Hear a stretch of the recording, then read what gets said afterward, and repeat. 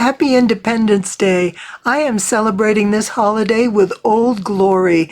Check out my super-size hot pad with that gorgeous Patriotic Star block. Isn't that wonderful? I want to show you how to create your own stunning quilt with this block. I'm Leah Louise from Inspired Quilting by Leah Louise, and with a step-by-step tutorial, I am going to show you how to master this block with the Flying Geese star. Oh my goodness, it is a beauty. And then once you master that, you are going to have the most beautiful tablescape for your barbecue. And don't miss that bandana fabric. That's a big part of the plan. So let's go ahead and get started. I'm anxious to show you how to make this stunning quilt. I think the no-waste flying geese method is a technique that every quilter should know. I enjoy it. I love it. I use it when I can. It is perfect for making stars and for other flying geese quilts. But what I want to show you is a project you can do with a single block. So you can try it, see what you think. I'm going to show you all the details you need to make this, plus a few more that I haven't shown you before that I think might clarify some of the questions that I've received. And with a single block, we are going to make a beautiful small quilt. You're going to love it. And look at these patriotic fabrics. This is going to be wonderful. So I have some 2.5-inch strips, some 5-inch squares, and this is going to be my background for the flying geese. So it's cut at 9 1/4, and these also are 5-inch squares. So I'm going to put this together into a star and just wait until you see what we make from this. I love this bandana fabric. It looks awesome, and I think it's going to be beautiful. Here's today's project, and since it's a week where so many people are on vacation, it's an easy project and a project you can put to use right away. This is our Old Glory supersize hot pad. Oh my goodness, it'll look awesome on your picnic table. You can make cushions for your chairs. You can do so much with this. And I love the bandana fabric. Look at that. I got that from the Fabric Hut. I'll put a link down below. But check out the back. I made a multi-strip with all the pieces. I cut 2.5-inch strips and made a backing. And look at the quilting is so simple and easy. And the binding has multiple colors. Everything about it is terrific. And I can't wait to show you how to make this. So let's go ahead and get started right away. I think you're going to like this one. To make our Old Glory supersize hot pad, we're going to need a couple different fabrics and some layers to create the heat resistance. First, we need a piece of background fabric that measures 9 1/4 inches square. And we are going to also use this around the outside edge in the corners, so we'll need an extra 2 5-inch squares. On the 5-inch squares, we want to draw a diagonal line, and I'll do that right here. So with your pencil or fabric marker, whatever you have, just draw your diagonal line from corner to corner on your 2 pieces of background fabric. And then these will be sewn together with our accent fabrics.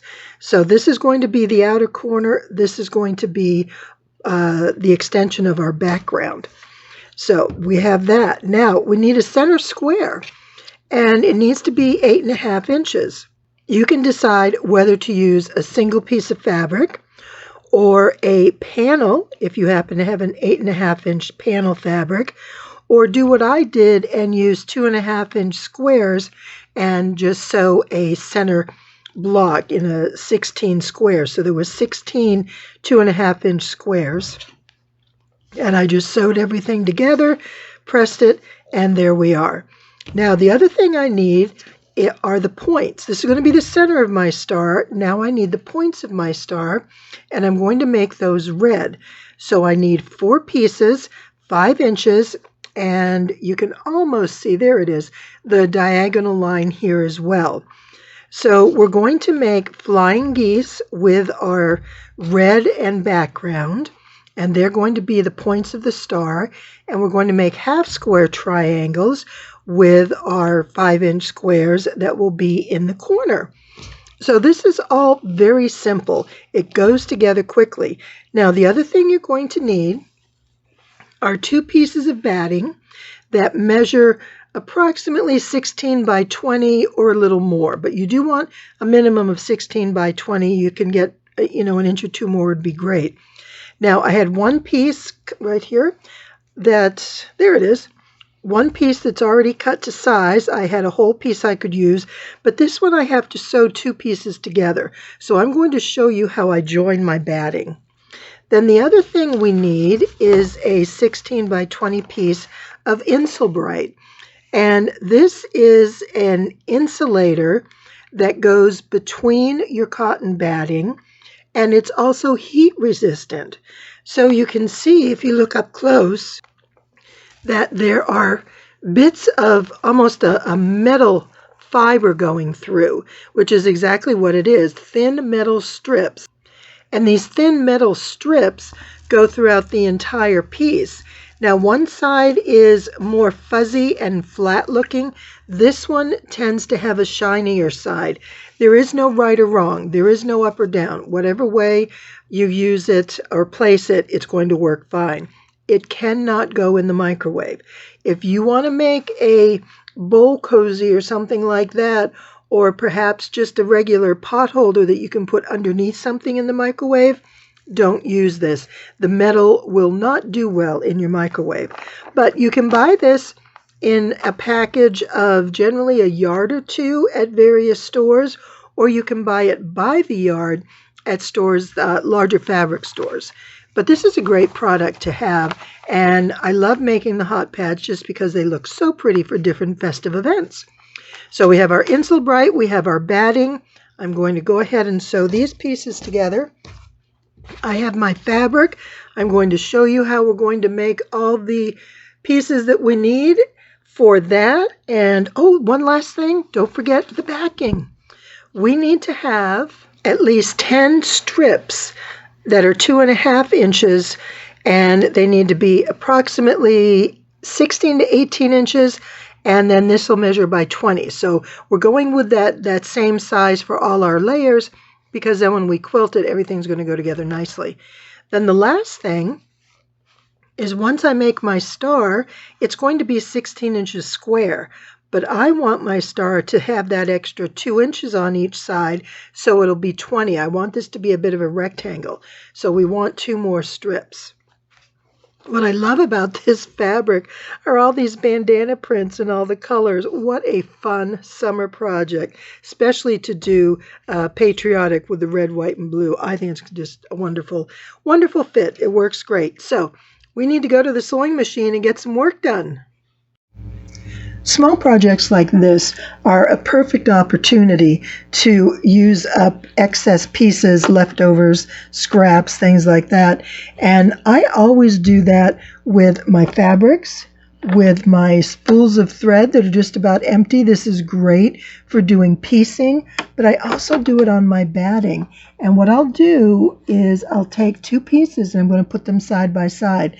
Now, I don't want to lay them on top of each other. It works better if they're side by side, because if you put them on top, it's going to get thick. And that makes it challenging when you go to do your quilting. So let's go ahead. I'm going to show you the stitch that I'm using.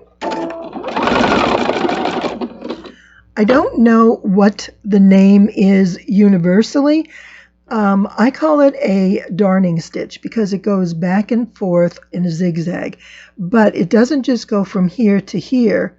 It goes down and out a couple times. I think there's 3 or 4 stitches in each direction. So it's a very sturdy stitch. It's going to hold it together and keep anything from pulling or stretching. And you can see I'm just holding my hands on each side to keep this together. I'm just nudging those together and to guide my fabric.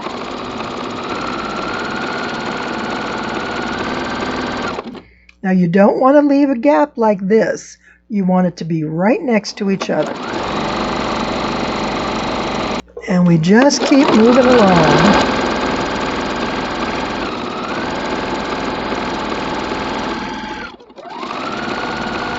Now you can see here one of these pieces was already attached. Can you see that there? Let me hold it up close. Right here. There it is. And you can see, get the light on this side. You can see how that stitch goes back and forth and how well it holds. And it's nice and flat. You don't get any puckering. You don't get any overlap. I love the way this works.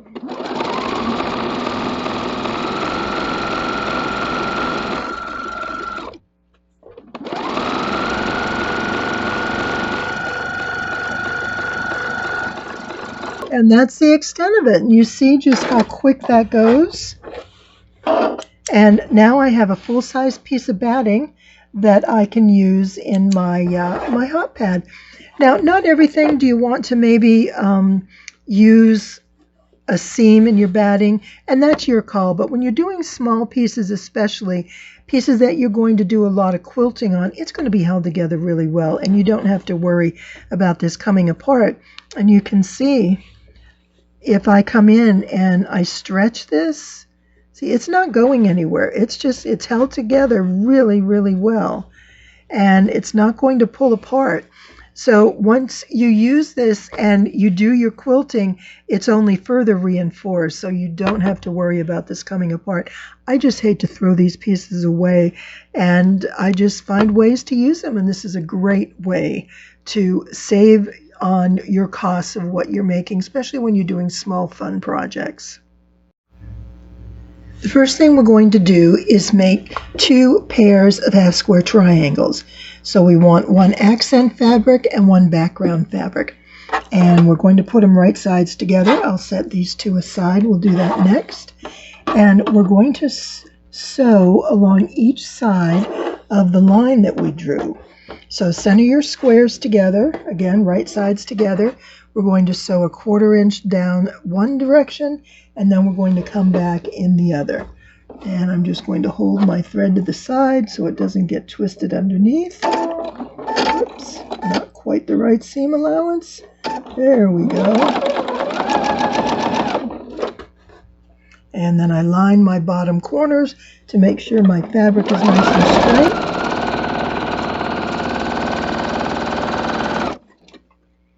And I'm going to do the same on this one. So I line my squares up, right side together. And a good way to double check is just turn it over, because if you can see the other fabric on that side, then you know you don't have things lined up well. And we're going to put our line in, because our line is essentially our cut edge, because we will be cutting it. The reason we draw the line is it's much easier to sew on this diagonal, which is the bias of the fabric, the stretchy part, with the fabric intact. Once we cut this, that stretchy edge is difficult to sew. So by drawing the line, everything stays tightly together and it sews much quicker, easier, and more accurately.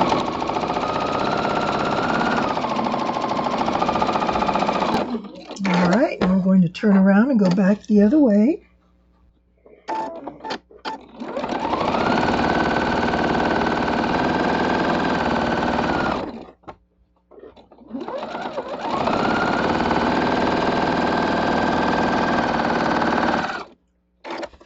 And that's the extent of it. We now have 2 pairs of half square triangles.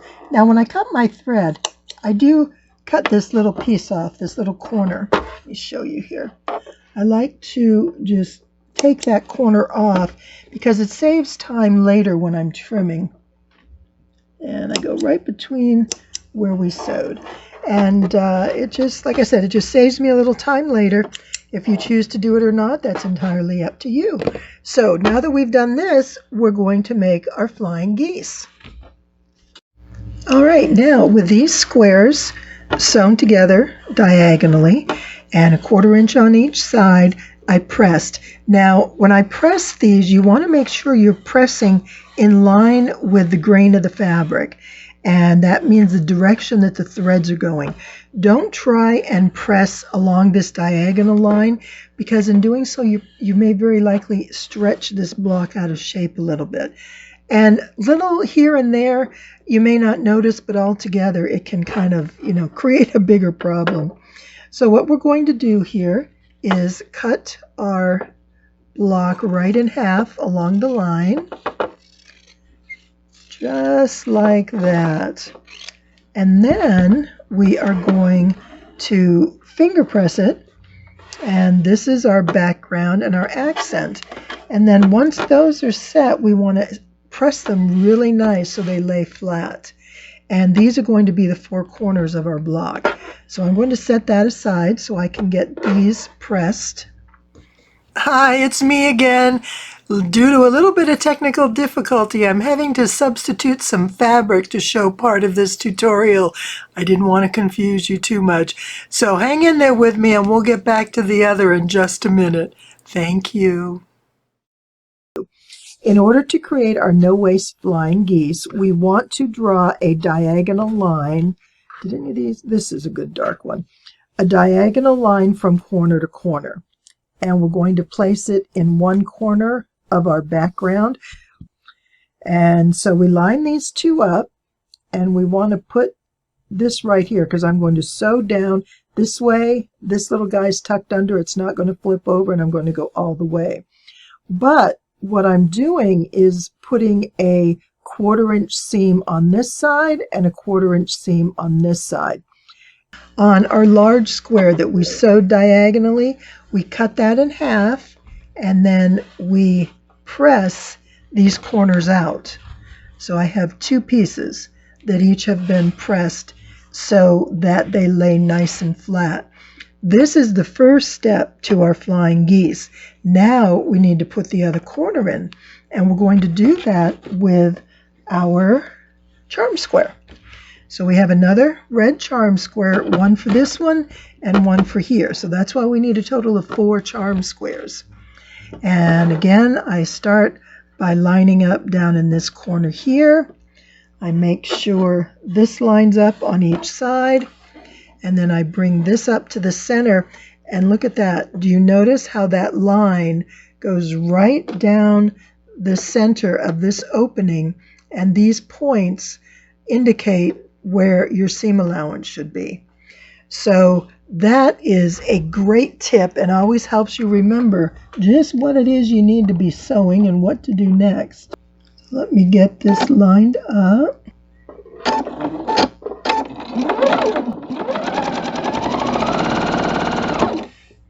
And as you're going, just double check these sides to make sure your corners are all in place.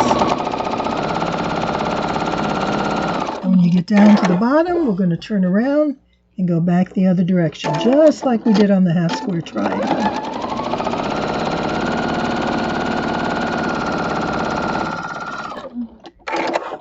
And you see how our stitching came right out at those 2 points.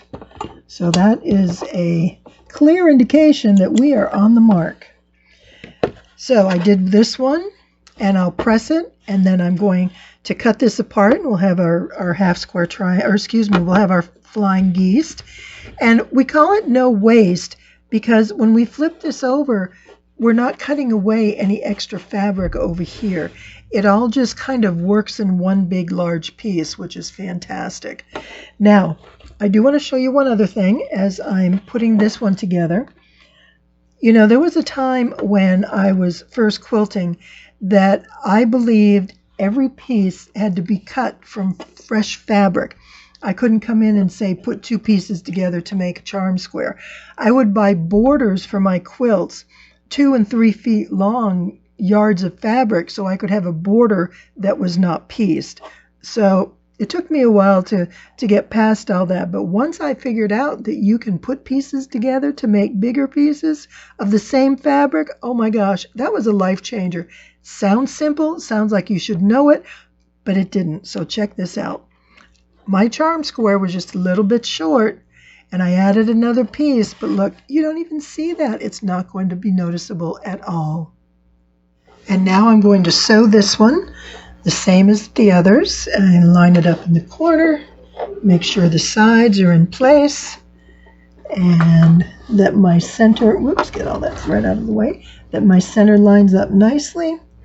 and align my needle for my seam allowance and start sewing. And I just want to make sure this stays in place as I sew because I don't want that to flip over. And I'm just going to adjust this. I had a little movement as I was going.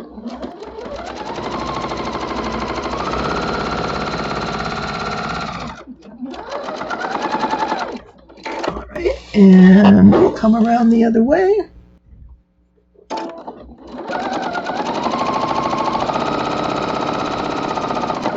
Make sure you don't flip that over. And come right off the edge. And that's that. So now what I'm going to do is press these, and then when I cut it and press it open, we're going to have beautiful flying geese, and then we're going to be doing some trimming. So let me show you all that. Give me just a moment. With our flying geese block sewn in, the last charm square, we're just going to cut along the line, same way as we did on our half square triangle. And then we fold these pieces open, and there is our flying geese. And these here have been pressed, so you can see they lay nice and flat. But they're wonderful, and we've got plenty of seam allowance up here. They look fantastic.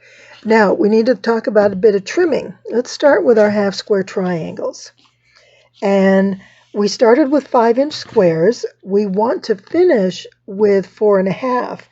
Now, when we make a half square triangle, the seam allowance that you need to add, the extra for that dog ear that comes out on the end, is 3/8 of an inch. So when we use a 5-inch, we're using a little bit larger block than we need to. But that just makes life easy because a lot of us use 5-inch squares, and it's easier to cut something down a little bit than to cut it so close that you don't have any wiggle room. So I want to cut this down to 4.5, and I'm going to use my square ruler. And let's see, there's 4.5. I'm going to go along this way. I'm going to go 4.5 this way. But the key here, do you see that 45-degree line? And if you're unsure, it'll tell you right in the middle, 45 degrees. And that's what we want to use for our half square triangle because we're using a 45-degree angle in our block. And making sure that I'm not cutting off too much fabric down here, because if part of this is missing, then I'm cutting off my seam allowance. So I'm going to do this, and you see that we have that little bit extra fabric on the edges that we need to trim off.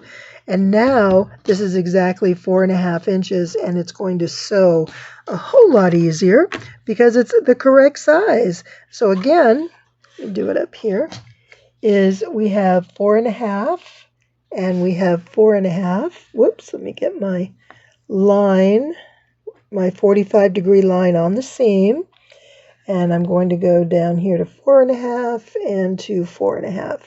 Everything's lined up, so we want to check this point, and this point, and all three of them are right where they need to be. So I'm just going to trim this, and there we go. This is how our block will lay out. This center square is 8.5 inches. So each of these need to be 8.5 inches wide and then 4 inches. And then you can see this is how the corner will fit in just like that. So it goes together great. But the next step we need to make sure is that these all measure 4.5 by 8.5. I find when I use the no waste flying geese method that my accuracy is really amazing. It works great because I think it's because we have the one single square and they all work off that, so everything stays within the dimension that we need. Whereas when we do the half square triangles this way, we're using a larger square and there is that little bit extra waste. So when they say no waste flying geese, they do absolutely mean it. So we have 4.5. And we have 8.5. Whoops, close my blade. 4.5 and 8.5. Now, one thing that I find, And I'm going to do it this way to show you. When I sit on my 4.5 inches right here, you can see where, I just want to get right up there. These edges are really close to the correct size, but you see that little bow right there? When you cut fabric on the bias, it will tend to like let loose and kind of flutter out a little. And I just don't trim that part. If these edges are right on at my 4.5, I'm not going to come in and cut that extra 1/8 inch, because what I'm going to do as I'm sewing is I'll draw these pieces together and I'll ease that fabric in, because that fabric should be on the inside, not cut off. And if I cut it off, it may add a little extra tension. That may be more than what you want to know, but that's just how, when you're dealing with fabric and you're cutting it and you're making triangles, the other thing that's happening is when you sew these two pieces, it's cinching that fabric up right there. So it kind of draws it in, and that again kind of creates that little bow.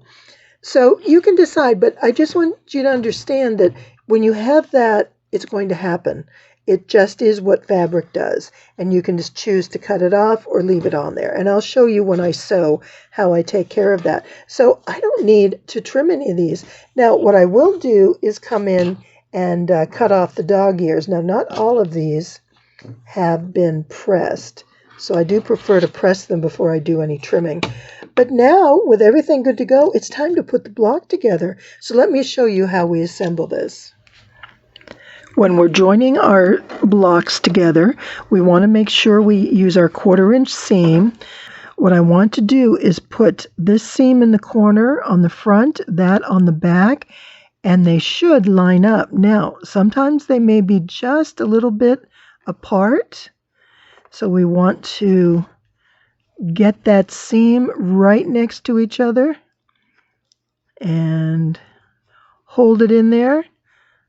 There we go. Sometimes I need to make sure my fabric is straight over here, because if I have one tilted one way or the other, it's not going to lay flat. There we go. See, that works much better. See how we have that nice cross with those 4 fabrics coming together? So I'm going to hang on to that so it doesn't move. With my 1/4 inch seam aligned, I'm going to begin sewing. Let's just put that needle right there. And then I'm going to line up down at the bottom. There we go.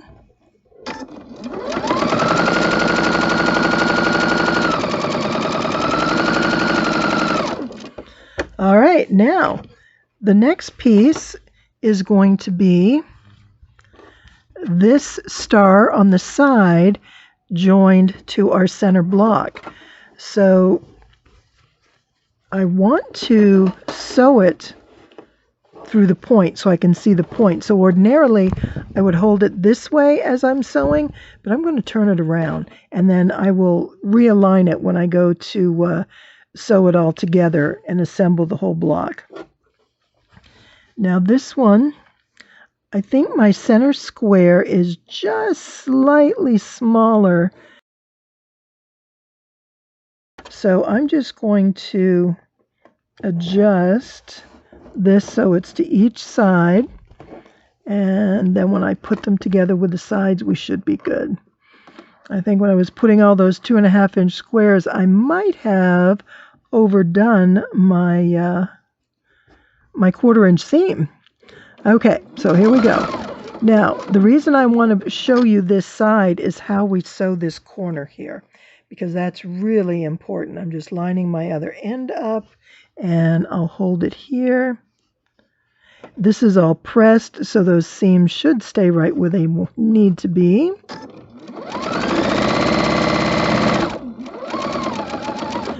Now, if you look close, let me get my stiletto, my seams go from here to here. This is where they cross. So that's the point or the beak of my flying geese. And I want to be on this side of the beak. So when I sew my 1/4 inch, let me just make sure my seam allowance is going the right way. There we are. When I sew that seam allowance, right along here, I want to be on this side of that beak, because if I cross over, then I'm going to have a blunt nose beak, and I don't want to have that. So I'm just going to make sure I'm right where I need to be, and then once I get to this side, I'll line up my fabrics again, and there we go.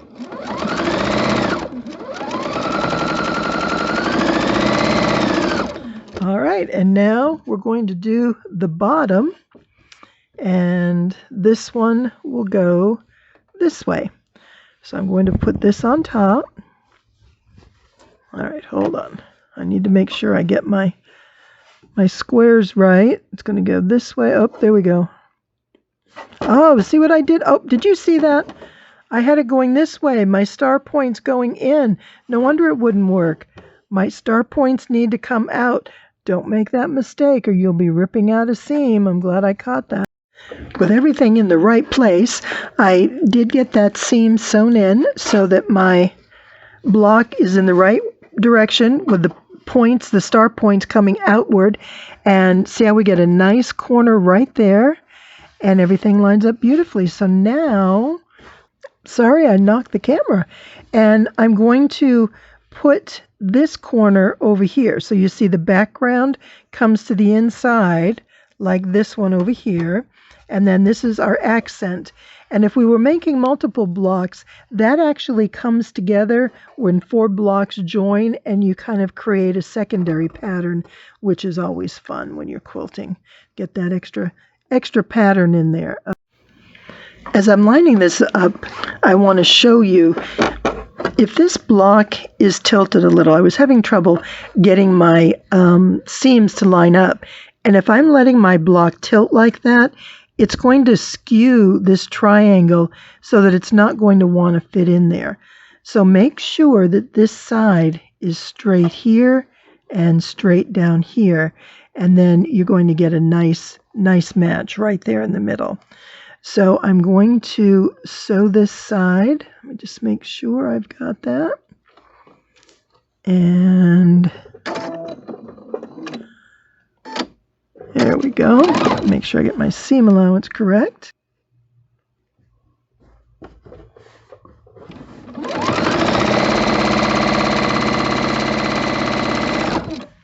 And now we're going to do the same with the middle. So we're going to add this one on. You can see this is the one where we had our seam. And I want to make sure that this angle point of our beak goes right here. And so I'm going to line this up here and here, making sure everything goes together well. And the other thing I want to do is make sure that my beak is relatively close to that center point right there. So we're going to line this here. And there may be a little excess on that edge.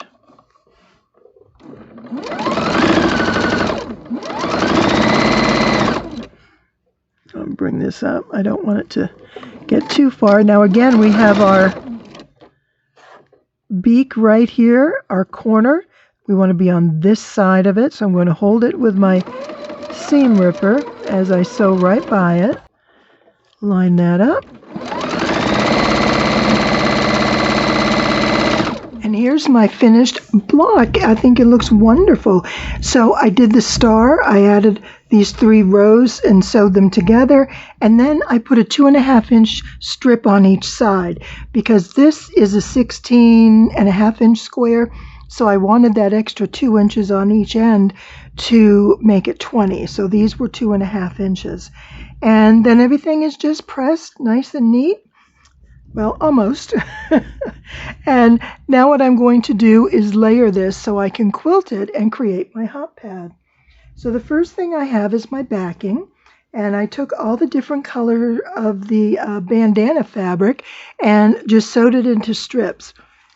If you use just a little bit of a narrower seam, you'll get just over 20 inches, but I went ahead and added the extra strip instead. So that means my 2 outer strips will probably be a bit narrower than the rest, but that's fine. Alternatively, you can take large seams and they'll equal. So it just depends on what you want to do.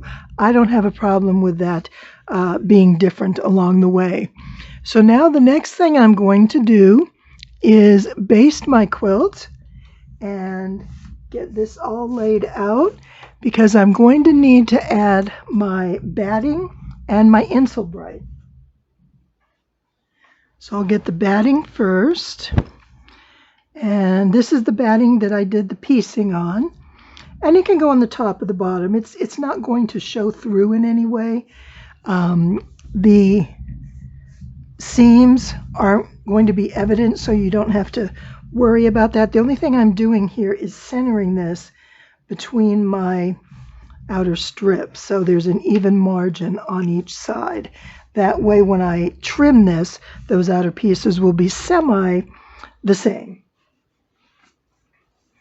Now I'm going to put my Insul-Bright in and line that up there, and you can see I pieced this as well.